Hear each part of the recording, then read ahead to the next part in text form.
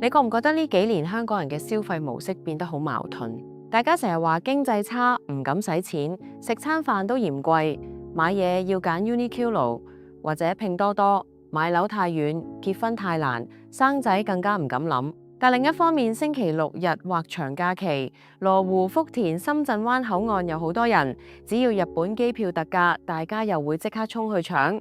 一杯幾十蚊嘅咖啡，一場演唱會，一餐打卡飯，一啲貓玩具、貓糧、貓砂，又好似總揾到理由去買，甚至極端啲，有啲人寧願放假留喺屋企陪貓、吸貓，開個 jazz playlist 已經可以 chill 一個下晝。所以問題係，究竟係香港人躺平咗，變得低慾望，定係我哋只係將慾望轉咗型 ，shift 咗去第二度？今日想同大家講一個概念，叫做風險社會。呢個概念由德國社會學家 Ulrich Beck 提出。簡單講，現代社會越發達，人未必越安心，反而要面對更多不確定性。以前穩陣嘅人生選擇，讀書、揾工、買樓、結婚、生仔、退休，而家好似唔係好靠得住，因為每一個選擇都好似變成一場高風險投資。買樓怕供唔起，怕樓價跌，怕被困30年，怕到連旅行都唔敢去；結婚怕關係變質，怕財務壓力，怕一錯就好難返轉頭，仲有機會要分身家；生仔怕教育成本高，怕住屋空間唔夠，怕自己都未照顧好自己；創業怕租金高，怕市道差，怕一鋪清袋；轉工怕新公司唔穩定，怕年紀大，怕人工加唔到，但壓力加倍。所以表面上香港人好似越嚟越無欲無求，但其實唔係冇慾望，而係大家開始問一個好現實嘅問題：呢個慾望值唔值得我承擔咁大風險？大前研一講低慾望社會，本來主要係講日本。佢觀察到日本年輕人唔太買樓，唔太結婚，唔太生仔，唔太大額消費。傳統經濟學以為人係有無限慾望，只要減息、刺激經濟、鼓勵消費，人就會買、會投資、會追求更多。但低慾望社會入面，人嘅反應未必係有錢就買，而係算啦，唔好搞咁多嘢，只要有貓我吸就可以。點解會咁？因為如果一個人覺得未來唔穩定，佢第一件事唔係追求更多，而係保護自己。香港而家有少少似呢種狀態，不過香港版低慾望同日本有少少唔同。香港人唔係完全唔消費，香港人其實仲好肯消費，只係消費得更加精明、更加分散、更加重視性價比，更加唔願意被一個長期承諾鎖死。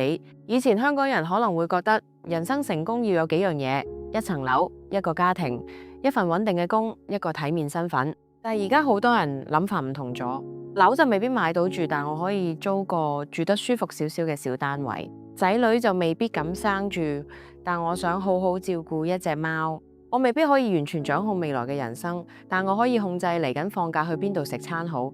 未來太遠，不過今個 weekend 我可以飛轉日本嚟個快閃。呢個就係近年香港人消費模式最值得留意嘅地方。大慾望下降，小慾望上升。買樓、結婚、生仔、創業，呢啲係高承諾、高風險、高成本嘅人生選擇。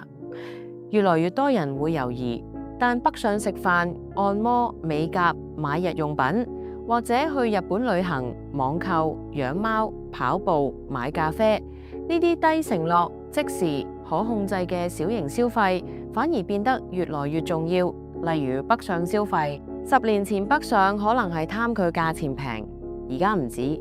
好多香港人北上其實係買一種抵得嚟舒服嘅高性價比優越感。同樣係使幾百蚊，喺香港可能只係夠2個人食一餐普普通通嘅飯，仲要坐得逼、限時、服務一般般。但去深圳可能已經足夠食餐飯、飲杯廢水，甚至按埋個摩。大家唔係純粹貪價錢平，而係覺得我俾同樣嘅錢，但得到嘅嘢同服務好似 OK 啲。香港人唔係唔肯俾錢，而係好怕俾完錢，覺得自己被懲罰，貼錢買難受。食餐飯要等，要限時，要加一，要坐得逼，最後埋單一睇，自己心入面會問：我使錢點解要咁受氣？於是人就開始用腳投票，唔係唔消費，而係去另一個地方消費。再講日本，香港人去日本其實唔單止係旅行。日本對好多香港人嚟講係一個有秩序、有距離、有四季、有服務、有禮貌、有空間感嘅地方。呢個地方係佢哋鄉下，係佢哋可以得到短暫喘息嘅地方。而家去日本唔係淨係為咗 shopping， 而係為咗證明自己仲可以離開一下，離開工作，離開港鐵車廂，離開樓價，離開你幾時買樓、幾時生仔、幾時升職呢啲問題。所以你話香港人低慾望咩？又唔係。佢哋只係對傳統人生大目標低慾望，但對可以即時回血嘅生活片段慾望仲好高。呢個位其實同養貓好有關係。香港養貓成本相對較低，佢亦唔會要你花好多時間，但貓唔會煩你，佢可以陪到你，俾到你嘅情緒價值好高。你同貓嘅互動會令你體內產生愛的荷爾蒙催產素，可以為你帶嚟好多幸福嘅瞬間。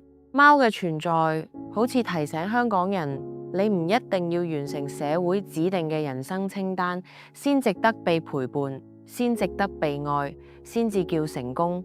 呢種快樂好微細，但好真，好即時。同買樓唔同，買樓係30年承諾，同生仔唔同，生仔係一世責任。但一隻貓、一杯咖啡、一餐好飯、一程日本旅行、一個出走嘅週末，係你當下可以掌握嘅小小人生出口。喺香港呢個風險社會入面，人會傾向避開不可逆轉嘅決定，所以大家會喜歡彈性，例如租樓多過買樓，訂閱多過擁有，網購多過行街，短途旅行多過長線計劃，養寵物多過生小朋友，副業多過壓晒落一份工。呢啲選擇未必代表人變得自私，亦未必代表人冇責任感。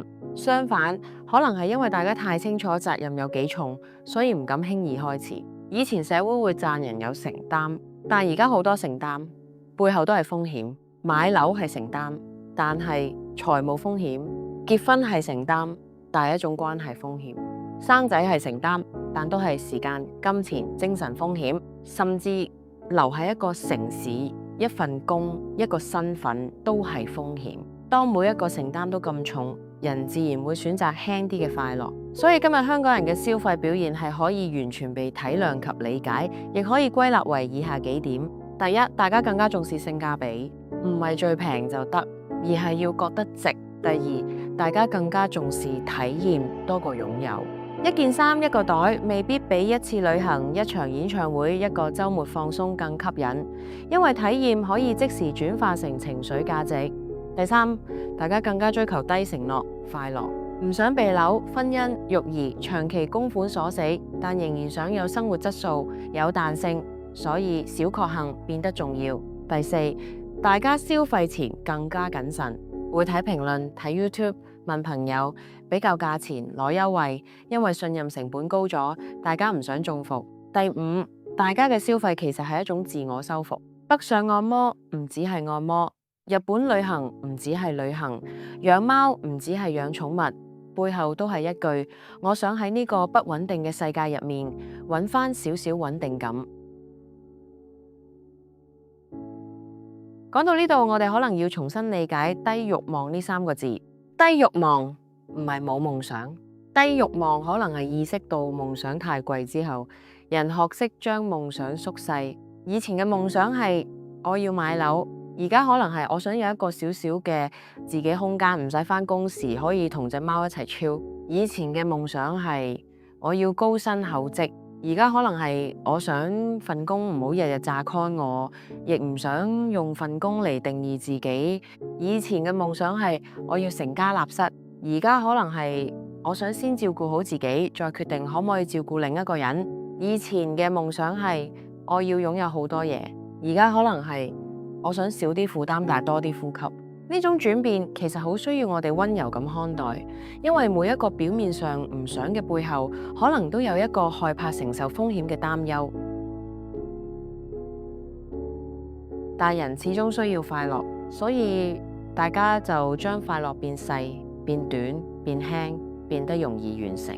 抱抱一隻貓，飲一杯咖啡，食一餐打邊爐或者放題，擁有一個可以瞓得好少少嘅夜晚，呢啲唔係膚淺，而係城市人仍然努力活下去嘅方法。所以香港人近年嘅消費變化唔只係經濟現象，亦係心理現象，反映住嘅係一種城市情緒。大家仍然想生活，但唔想再被以前所謂嘅成功兩個字追殺。如果用一句說話總結今集，香港人唔係冇慾望，而係唔想再為一個太高風險嘅未來壓上自己整個人生。而當世界唔太穩定，我哋唯有學識一件事，將快樂縮細，放近啲自己，放喺自己伸手可及嘅地方。呢個地方可能就係梳化上面一隻好酷又有少少西面，但其實一直陪住你嘅貓。佢未必會解決你嘅人生所有問題，但佢會用貓嘅方式提醒你，今日未必容易，但你返到屋企可以坐低，可以呼吸，可以慢慢再諗聽日。其實你今晚仍然係好幸福，而呢一刻可能就係喺風險社會入面，你擁有到最細但最真實嘅安全感。